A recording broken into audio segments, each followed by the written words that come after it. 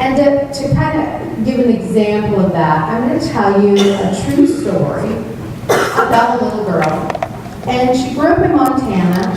She was the oldest of 3 children. She had 2 brothers. And for the most part, she had a pretty good childhood. She liked playing with her brothers. And, she liked school for the most part as long as she wasn't at school. And that doesn't make a lot of sense. But she liked doing homework and things like that.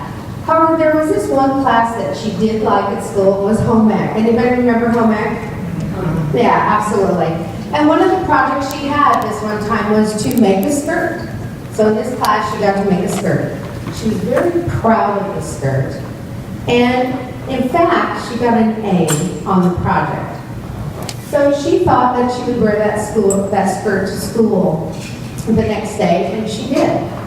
Well, unfortunately, when she got to school, the kids made fun of that skirt. They laughed at her, they teased her, they told her she was ugly, that they didn't like her glasses, they said that she was dumb, and I don't know what any of that had to do with the skirt. But it wasn't really that the skirt upset, the fact that they didn't like the skirt that upset her, but it was the other words that cut like knives.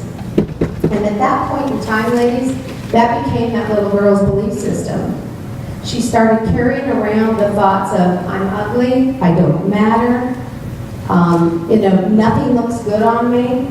So just that one skirt thing turned into a huge miss for her. And from that point on, she didn't want to go back to school because of the teasing and the bullying that went on. And I'm sure that we've all been at a place like that in our life. And right or wrong, our belief systems will stick with us. And so how do we get rid of that? How can we change that for the better?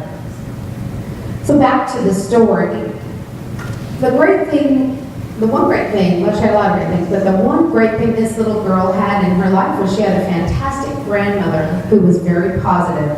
And this grandmother, although she lived several hours from this little girl, when she went to visit her grandmother, she spoke very powerful words of positive intent into her life and told her how fantastic she was and how beautiful she was and how smart and how kind she was. And in fact, she had a nickname for this little girl. She called her Strong Girl. And this helped change that little girl's belief system that she did matter and that she was important and that she wasn't ugly and she was kind and she was smart. And in case you haven't guessed it, I was that little girl. And that actually happened to me. And all those things that happen to you when you're a child, they're awful. But kids carry these things into adulthood.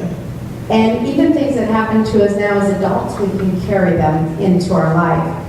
And that is part of what has driven me to the mission that I'm about to speak to you about, which is Strong Girl Spirit.